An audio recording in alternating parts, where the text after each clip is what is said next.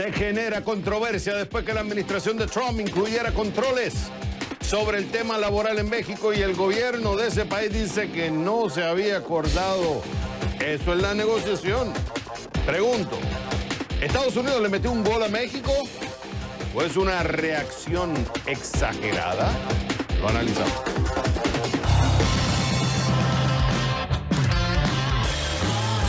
Se acerca el 2020 y las empresas están preparando su estrategia para lo que pueda venir. Pregunto, ¿cuáles son los top 5 riesgos globales del 2020 para los negocios? Se lo preguntamos a la gente de Control Risk.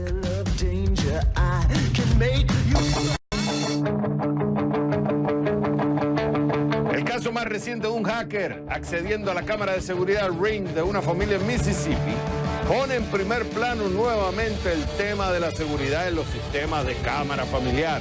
Pregunto, ¿este hackeo en cámaras del hogar, culpa de las contraseñas o es un problema de seguridad? Lo analizamos.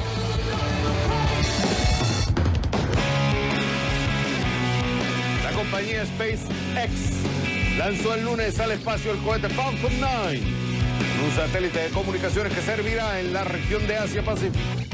Conoce los detalles sobre este lanzamiento en nuestra división de CNN Dinero. Clics. Con la fuerza de un cohete, con la determinación que nos caracteriza. Claro, desde el centro de producción de CNN en la Ciudad del Sol, Miami, comienza el único programa que vive la economía. Este es CNN Dinero, que arranca en 3, en 2, en 1. ¡Vámonos!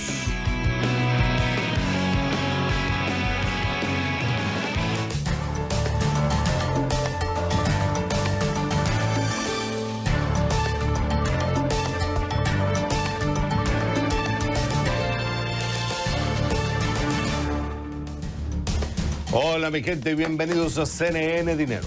Te saluda David Servia. ¿Lista? ¿Listo?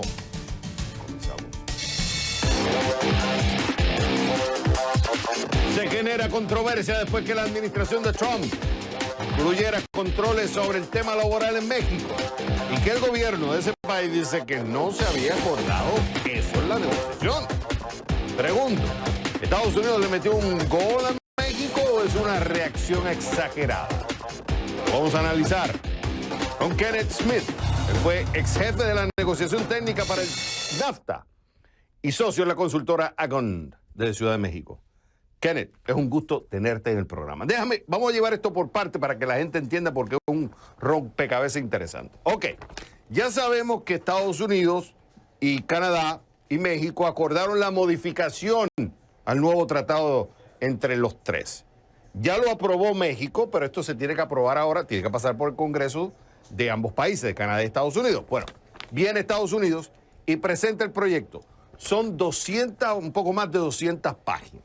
Ok, lo presentan y en la página 200 hay un subtítulo sobre el tema de los famosos attachés en México, donde dice que se contratarán hasta 5 personas de trabajo full time, o sea, trabajo completo.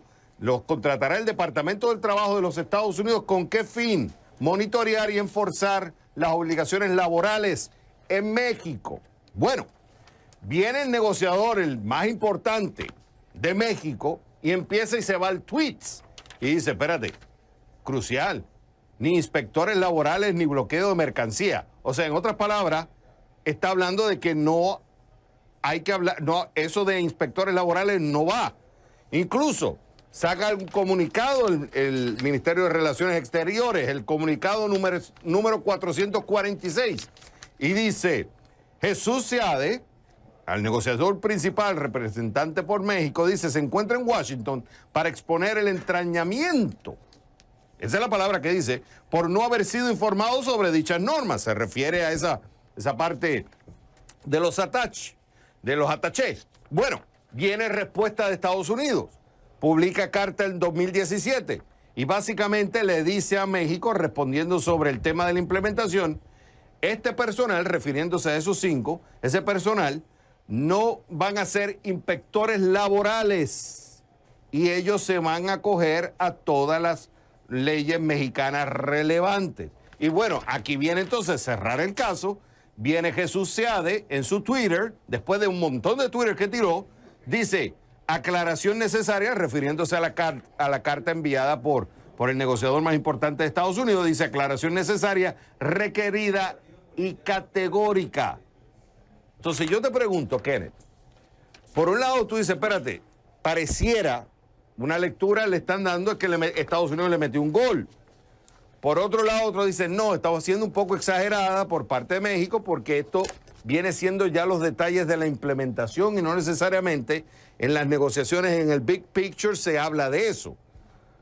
¿Qué lectura le das tú? ¿Le metió un gol a Estados Unidos o es realmente una exageración por parte de México? Muchas gracias, Javier. Mira, yo creo que hay que tomar en cuenta que es algo muy positivo que ya se haya firmado el protocolo que modifica el USMCA, porque eso nos pone en el camino para que ahora sí los 3 países lo tengan ratificado y pueda entrar en vigor en la primavera del 2020. Eso es algo muy positivo para los 3 países. Yéndonos al detalle específico del protocolo, es un hecho, creo yo, que al final de cuentas, por presiones de los demócratas en Estados Unidos y sus sindicatos, México aceptó una serie de medidas que, por un lado, fortalecen el sistema de paneles de solución de controversias en materia laboral, pero sí aceptan una serie de temas que pueden abrir la puerta para que Estados Unidos pudiera utilizar este capítulo como herramienta proteccionista. El tema de los observadores no es un tema nuevo. Se venía discutiendo como una prioridad de los demócratas desde el inicio de sus pláticas con el embajador Lighthizer. E inclusive cuando sale el protocolo publicado la semana pasada, el Comité de Ways and Means señala que por supuesto va a haber inspectores, lo que ellos llamaban inspectores. El gobierno de México lo ha venido rechazando. Ahora, el tema es que no se define en el protocolo como tal los observadores. Ahí no viene una definición de quiénes son ni cuáles van a ser sus funciones. Es hasta que Estados Unidos, como tú lo explicabas, envía su ley de implementación, que va a ser la carta legal, el instrumento legal que cuenta, al final de cuentas, que se va a aprobar en el Congreso. Ahí sí viene detallado que los observadores van a tener funciones de monitoreo y supervisión de que México esté cumpliendo con sus compromisos laborales y que elaborarán informes trimestrales para un Consejo Intersecretarial Laboral en Estados Unidos, donde detallarán qué esfuerzos está haciendo México para cumplir con estos compromisos. Entonces tenemos este tema, según yo, todavía en el aire, va a depender de cómo se implemente y qué posición tome Estados Unidos respecto a la implementación de este capítulo. Es por ello que el gobierno de México reaccionó como reaccionó. Yo creo que ambos países tenían ya de alguna manera un gran interés de que se aprobara a la brevedad el TEMEC y que pudiera entrar en vigor. Estados Unidos, porque tanto republicanos como demócratas lo quieren usar como una ficha importante para vender durante la campaña presidencial el año entrante, y en México, por supuesto, para acabar con la incertidumbre de qué va a pasar el año entrante en materia económica. La economía mexicana no está creciendo y el TEMEC, por supuesto, puede darle un impulso. Pero sí hay elementos en materia laboral que representan un reto para México. Ok, entonces, si yo entiendo correctamente, Kenneth, el tema de los inspectores se venía discutiendo. Los demócratas lo exigían y de alguna forma se quería meter. O sea que durante la negociación se discutió. México expresó su desacuerdo con eso. O sea que ya la discusión estaba. Pero a la vez se quiso correr el acuerdo por los intereses tanto, digamos, por la política local en los Estados Unidos y por el tema de los intereses en México. Pero el tema estaba caliente. Entonces, ¿podemos decir que fue una metida de gol, que Estados Unidos se lo metió sabiendo que México no estaba de acuerdo? ¿O es, ok, tenemos que pasar esto porque ya llegamos a la negociación, tenemos que venderlo, Estados Unidos lo tiene que aprobar, México necesita que pase ya, y después esos detalles los podemos lidiar, y alguno reaccionó de forma negativa diciendo, ay, le metieron un gol, pero no necesariamente un gol porque esos detalles se van viendo en la medida que se va negociando, y por tanto no fue una metida de gol, sino más una reacción exagerada por algunos sectores en México? Sí, mira, yo creo que al final de cuentas había claridad en ambos lados que el tema del enforcement que enfatizaban los demócratas, es decir, el cumplimiento del tratado, era la prioridad para lograr el apoyo demócrata hacia el USMCA. Y el tema de los observadores o inspectores estaba sobre la mesa. México fue claro en decir que no lo aceptaban. El problema fue, y eso es tanto de Estados Unidos como de México, que no definen en el protocolo ¿cuál es la tarea de estos observadores? Es un poco lo que tú mencionas de dejarlo hacia el futuro, de dejarlo para la fase de implementación y ya de alguna manera poder cerrar la negociación, implementar el tratado y más adelante ver, cuando haya paneles de controversias, cómo se puede tratar este asunto. El problema fue que la ley de implementación de Estados Unidos claramente señala pues lo que los demócratas querían ver, que sí va a haber una labor de supervisión por parte de los inspectores. Sin embargo, México señala que eso sería una injerencia indebida en la actividad sindical entre sindicatos y empleadores en México. ¿Cuál es la solución que le dan ambos gobiernos? Que el embajador Lighthizer envíe una carta delimitando el accionar de estos observadores, señalando que no van a tener este tipo de injerencia o de influencia. Pero repito, la carta del embajador Lighthizer es una carta positiva porque es la palabra del ministro que señala cuál va a ser el papel de los observadores, pero al final de cuentas el documento legal, el que cuenta en Estados Unidos, va a ser la ley de implementación, donde sí se señala que hay una labor de supervisión. Por eso digo que el tema está en el aire y que tendremos que ver cómo se implementa al final de cuentas para asegurar que no se haya abierto una puerta para que Estados Unidos empiece casos de manera frívola en contra de México. Ya hemos visto la tendencia de la administración Trump de usar las herramientas de comercio internacional de una manera proteccionista, con los aranceles de acero y aluminio, las amenazas de subir los aranceles en contra de México si no hacíamos algo en materia migratoria, y por lo tanto no queremos ver que el capítulo laboral se utilice de esa manera en un año electoral en Estados Unidos. Por eso hay algunos que dicen Estados Unidos le metió un gol a México. Esto no es concluyente, pero está claro que está justificado el debate. Él es Kenneth Smith, ex jefe de la negociación técnica para el NAFTA y socio en la consultoría Agón desde Ciudad de México. Kenneth, me encantó haberte tenido en el programa. Cuando regresemos a CNN Dinero, se acerca el 2020 y las empresas están preparando su estrategia para lo que pueda venir. Por eso pregunto, ¿cuáles son los top 5 de riesgos globales para los negocios en el 2020? Lo vamos a ver con Raúl Gallegos, director de Control Risk, desde Bogotá, al volver a The Number One, CNN Dinero.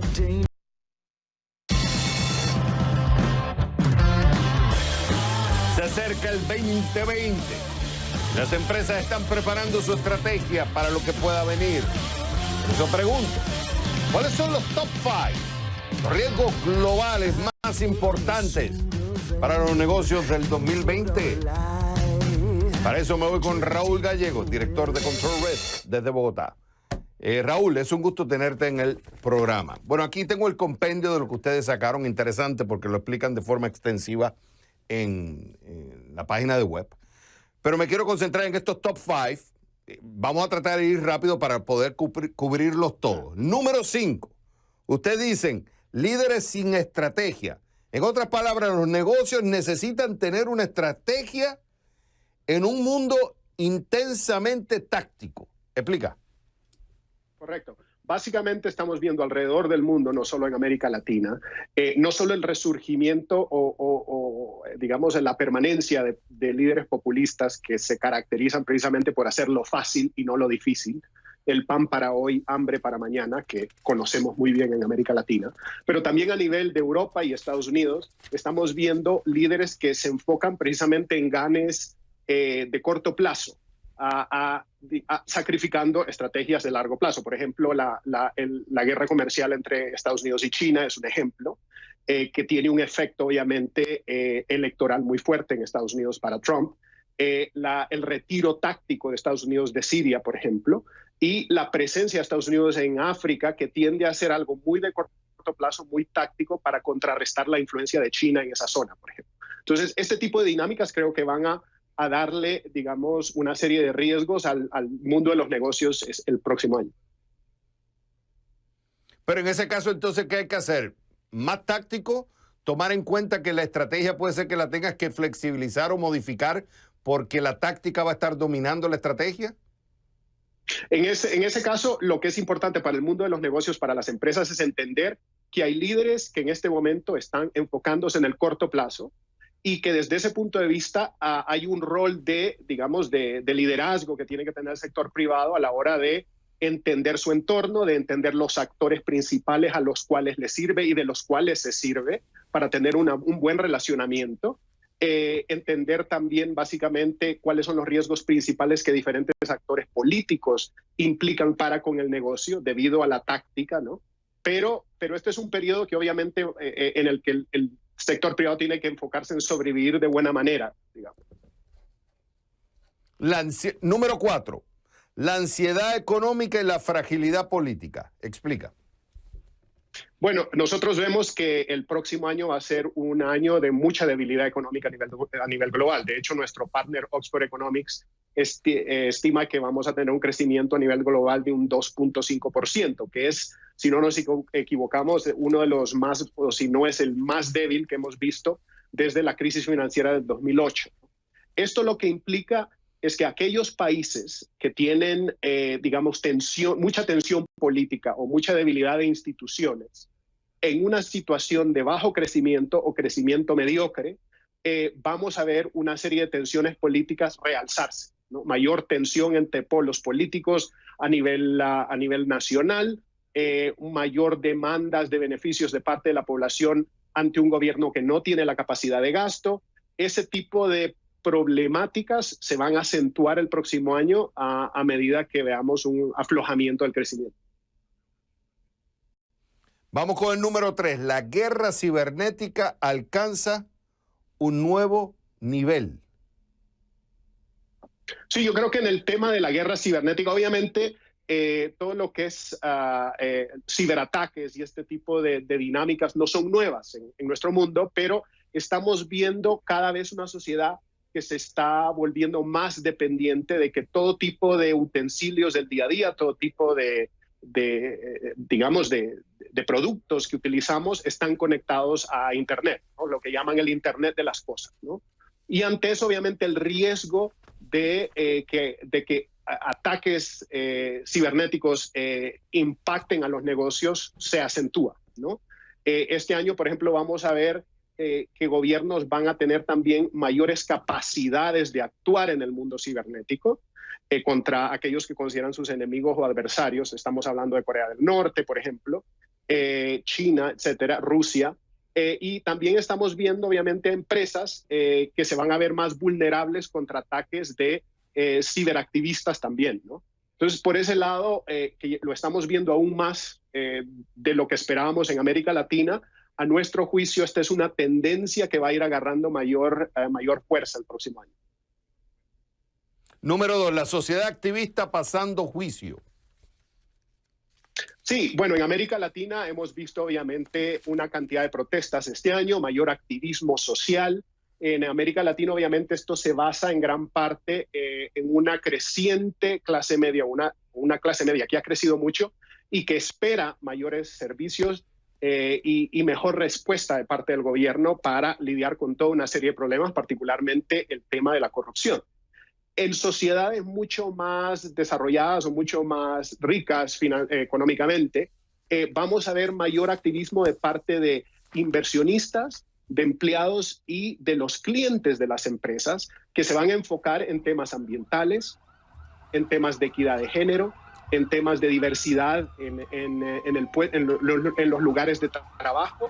Estas son dinámicas que vamos a ver con mayor fuerza. Algunas van a convertirse en nuevas regulaciones y nuevos cambios de hacer negocio, como por ejemplo que las empresas se conviertan en lugares mucho más abiertos a la diversidad, pero en otros casos, cuando es activismo contra, por ejemplo, empresas en el sector, como por ejemplo Google, que trató de tener un contrato con el Pentágono y sus empleados se opusieron, pues eso no creemos que va a tener, digamos, tendencia a permanecer en el tiempo. O sea, muchas empresas van a ir por el negocio de seguridad y militar del Pentágono. Y número 1, la geopolítica y la campaña presidencial estadounidense. En el caso de Estados Unidos estamos viendo obviamente un gobierno que se ha convertido cada vez en más, se está aislando cada vez más del mundo, ¿no? Ya lo estamos viendo precisamente por las medidas que ha tomado el presidente Trump de retirar tropas de una serie de conflictos internacionales. Lo estamos viendo también por la pelea o la lucha comercial entre Estados Unidos y China. Entonces, lo que sentimos es que en este año electoral para Estados Unidos el gobierno, desde el punto de vista de política exterior, vamos a ver una política exterior mucho más centralizada en Trump, en el que los tweets van a ser, digamos, algo del día a día y vamos a tener que mantenerle la atención a eso. Pero también vamos a ver a un sector demócrata que, si bien se opone a Trump, va a adoptar muchas de las posiciones geopolíticas que Trump ha adoptado, como por ejemplo tener una línea dura contra China, por ejemplo, retirar a tropas de conflictos que no son populares a nivel nacional. Entonces, creemos que la dinámica política nacional en Estados Unidos va a darle color a lo que Estados Unidos va a tener la capacidad y la tendencia a hacer a nivel internacional en el próximo año. Esos son los top 5 riesgos globales para los negocios en el 2020 según Control Risk. Y él es Raúl Gallegos, director de Control Risk desde Bogotá. Raúl, como siempre, es un gusto tenerte en el programa. Cuando regresemos a CNN Dinero, el caso más reciente de un hacker accediendo a la cámara de seguridad Ring de una familia en Mississippi pone en primer plano nuevamente el tema de la seguridad en los sistemas de cámara familiar. Pregunto, ¿te hackeo en cámaras de hogar culpa de las contraseñas o problemas de seguridad? Vamos a analizar con Camilo Gutiérrez, jefe del Laboratorio de Investigación de SET Latinoamérica, desde Buenos Aires, al volver a The Number One, CNN Dinero. El caso más reciente de un hacker accediendo a la cámara de seguridad Ring de una familia en Mississippi pone en primer plano nuevamente el tema de la seguridad en los sistemas de cámara familiar. Por eso pregunto, ¿este hackeo en cámaras del hogar culpa de las contraseñas o un problema de seguridad?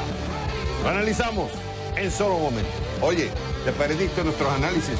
¿Quieres saber lo que está pasando en el mundo del money? Ya sabes, cnnenespañol.com/diagonal. Oh yeah, CNN Dinero.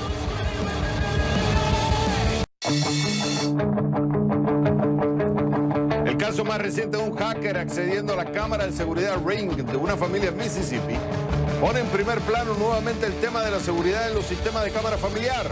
Pregunto, ¿este hackeo en cámaras de hogar culpa de las contraseñas o un problema de seguridad?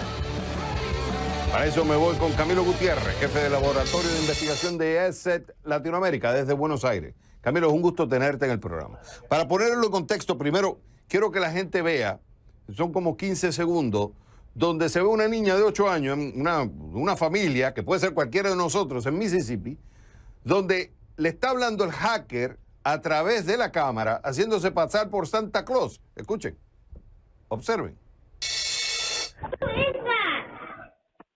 I'm your best friend. I'm Santa Claus.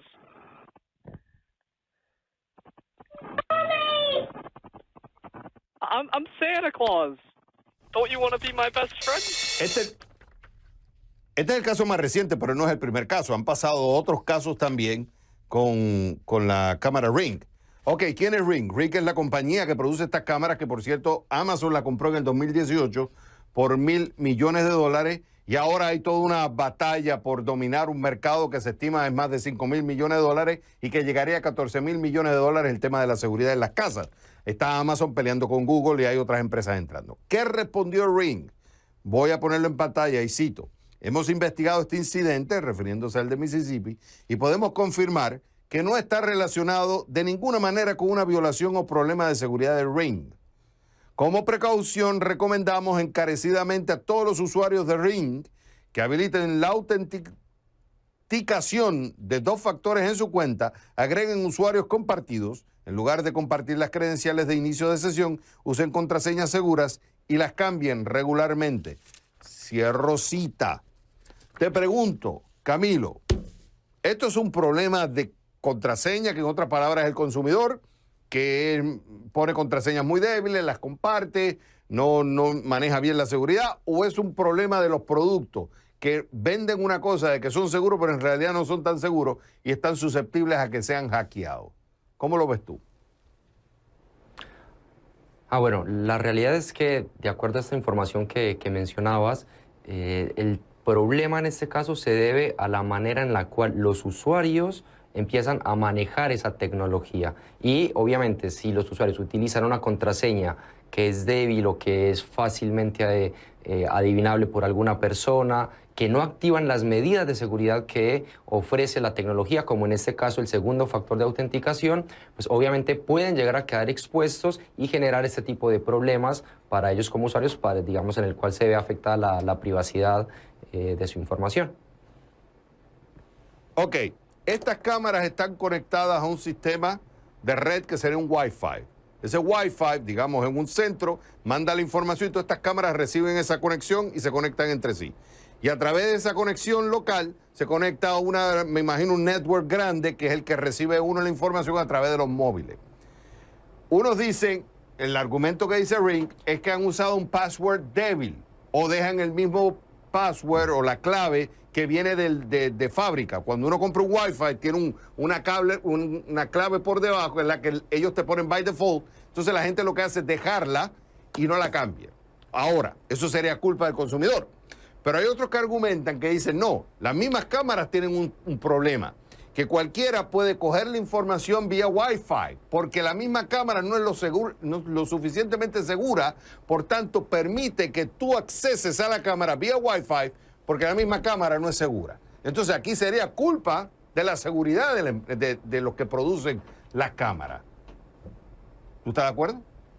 Claro, o sea, la realidad, sí, o sea, la realidad es que sí, realmente se llega a demostrar que dentro del producto, la forma en la cual está diseñado el producto permite que un atacante pueda obtener esa contraseña porque se intercambia de manera no segura entre la cámara y el dispositivo, o de alguna otra manera, pues obviamente va a recaer una responsabilidad sobre la empresa que los fabrica. Pero en el otro caso también va muy relacionado con la manera en la cual el usuario utiliza las contraseñas. Entonces, por eso ahí es importante el tema del segundo factor de autenticación, porque por más que la contraseña sea débil o que algún atacante pueda obtenerla, si se tiene ese segundo factor de autenticación, que puede ser un código que llega a una aplicación o un mensaje de texto o algo externo a la misma aplicación, a la misma cámara, pues obviamente se va a incrementar ese factor de seguridad para el usuario y obviamente va a poder garantizar la privacidad de su información, de su entorno.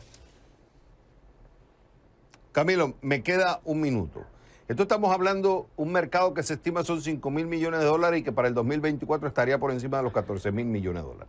There is a lot of money. Y mucha gente está utilizando estos productos y cada vez estamos más conectados y queremos automatizar la casa. Ya no queremos ni tocar botones, sino solamente con hablar y se conecte todo.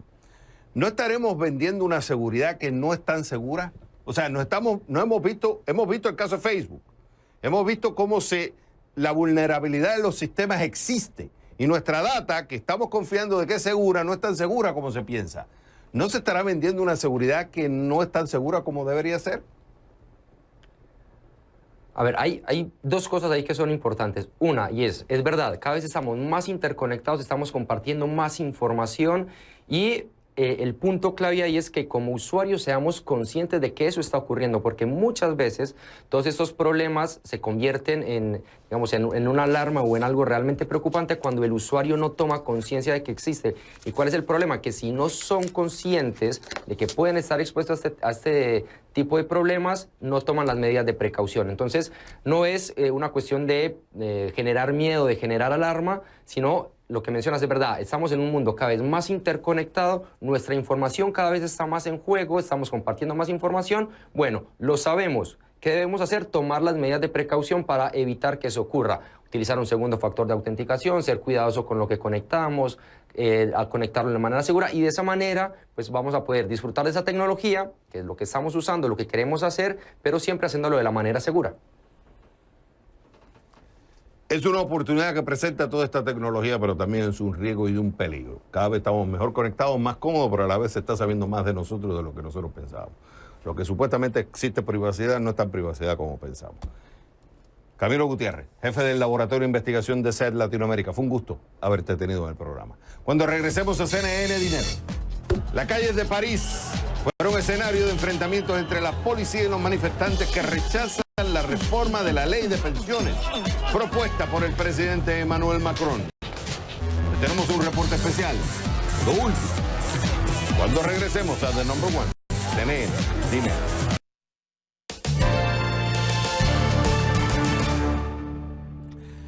Este martes, las calles de París fueron escenario de enfrentamientos entre la policía y los manifestantes.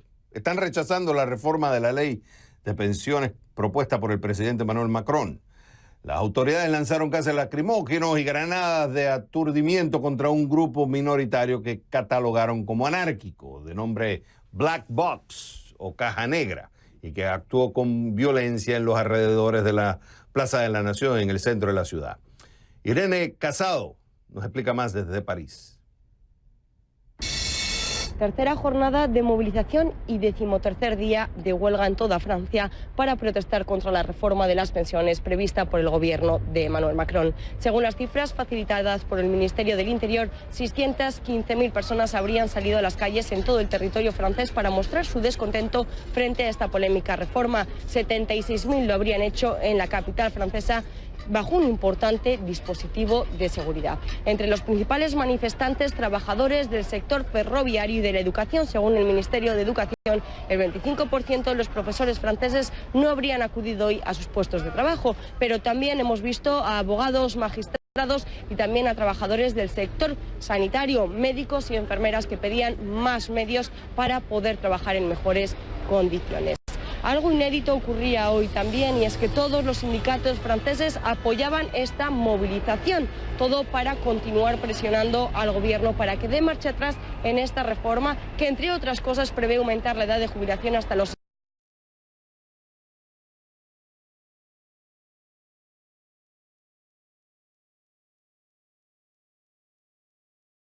64 años, cuando actualmente se encuentra en los 62, algo que ningún sindicato acepta. Por ahora, el gobierno ha asegurado que seguirá adelante con esta reforma y será mañana mismo cuando el primer ministro Édouard Philippe se dé cita con los sindicatos para tratar de llegar a un acuerdo. Por ahora, los sindicatos aseguran que ellos continuarán adelante con las movilizaciones y con la huelga de cara a las Navidades, llegando incluso a amenazar con bloquear al país si fuese necesario. Y es que justamente esta huelga se siente en el sector del transporte. Hoy solo 8 de las 16 líneas de metro en la capital francesa circulaban y solo 1 de cada 5 trenes circulaban en todo el territorio francés, algo que preocupa mucho a los viajeros de cara a las Navidades, que no saben todavía si podrán coger el tren para llegar a sus casas y celebrar justamente estas fechas navideñas. Veremos si las discusiones mañana entre el Ejecutivo y los sindicatos consiguen calmar los ánimos. Irene Casado, CNN, París. Estas son otras breves económicas de CNN Dinero. Amazon no permitirá a sus vendedores externos utilizar el servicio de FedEx para hacer entregas por tierra de paquetes incluidos en el servicio Prime.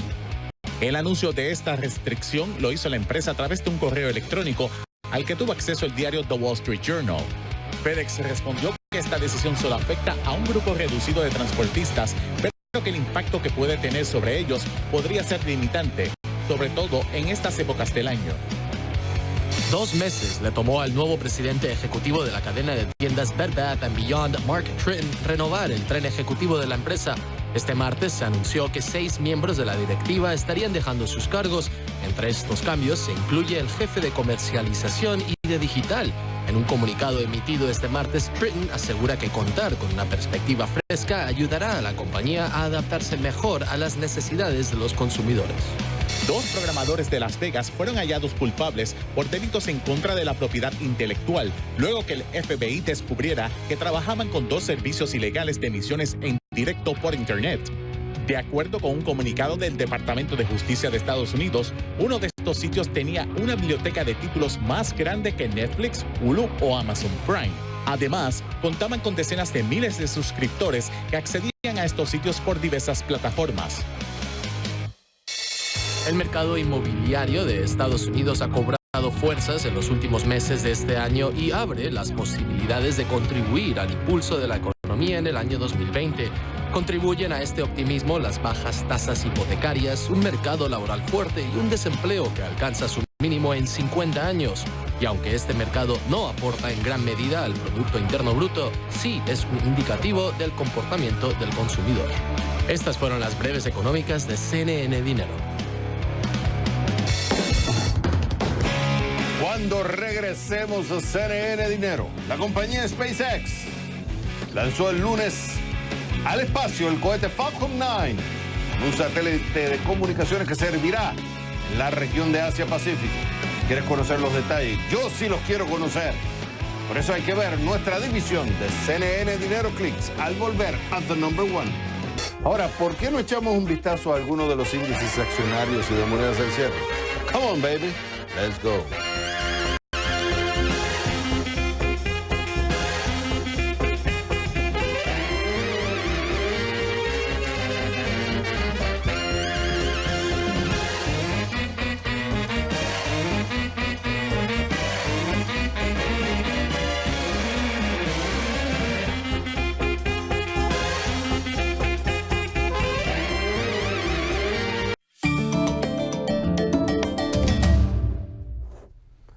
¿Y quién gana hoy? Mariah Carey. Why? ¿Por qué? Su canción de Navidad, o la canción navideña, alcanza el número 1 en la lista de Billboard Hot 100. Por primera vez en 25 años, All I Want for Christmas is You. En español sería Todo lo que quiero para Navidad eres tú. Alcanzó el número 1 en la lista Billboard Hot 100.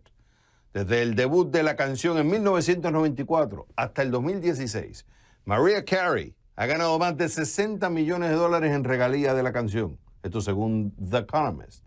Pero Carey no es la única que está ganando. La canción navideña es la más transmitida por Spotify de todos los tiempos, con más de 602 millones de reproducciones solo en el servicio de transmisión. Desde que la canción se agregó a Spotify, Carey ya ha ganado más de 2 millones en regalías y se espera que ese número continúe creciendo. Se estima que la canción genera alrededor de $60,000 entre noviembre del 2019 y hasta Navidad, según Broadband Deals. Porque su canción navideña alcanzó el número 1 por primera vez y porque está generando millones en regalía, Mariah Carey se lleva hoy la medalla de oro de CNN Dinero. ¿Y quién pierde hoy? Apple, Google, Microsoft, Dell y Tesla. Ya, diablo, ¿y por qué? Un grupo de defensa internacional las demanda por presunto trabajo infantil en el Congo. International Rights Advocates presentó una demanda colectiva federal contra las 5 empresas en Washington. Alega que se están beneficiando y ayudando deliberadamente el uso cruel de los menores para extraer cobalto en condiciones peligrosas.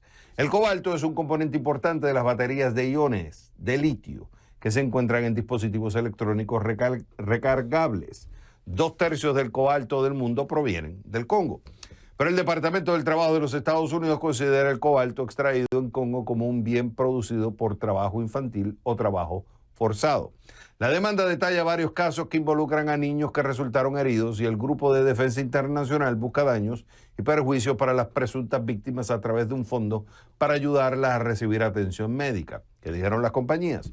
Apple dijo que está profundamente comprometida con el abastecimiento responsable de sus materiales. Microsoft, Tesla y Google no respondieron a las solicitudes de comentarios, pero según ellas, tienen códigos de conducta para sus proveedores que prohíben el uso de trabajo infantil. Ahora, queda por ver la decisión de la Corte, pero porque la demanda por presunto trabajo infantil en el Congo está, Apple, Google, Microsoft, Dell y Tesla se llevan hoy la medalla de cartón de CNN Dinero.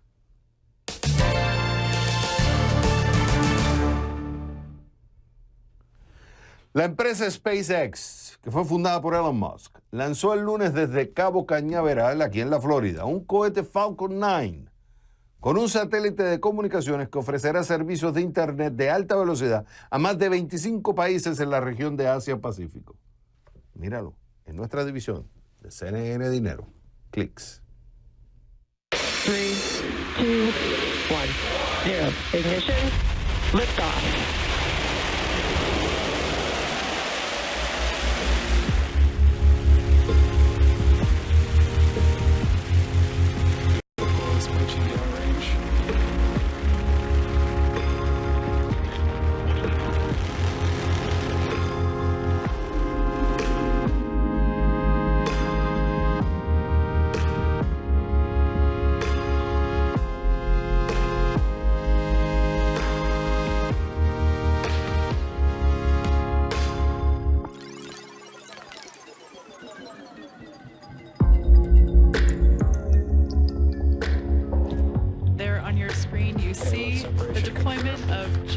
Combat 18 Pacific 1.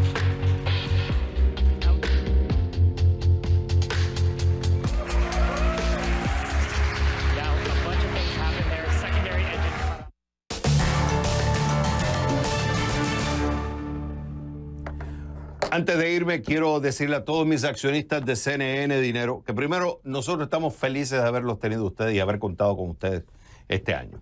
Este servidor se va a tomar unas buenas vacaciones en estas Navidades porque el 2020 viene con mucho trabajo, viene mucha demanda y nosotros tenemos que ser mejor que el 2019. Y para eso hay que cargar las energías. Y de parte de todo el equipo de CNN Dinero, porque esto es un trabajo en equipo, les deseamos lo mejor, salud, bienestar y mucha riqueza espiritual, profesional y económica. Señores, esto es CNN Dinero, donde la prosperidad, díselo, está a su alcance.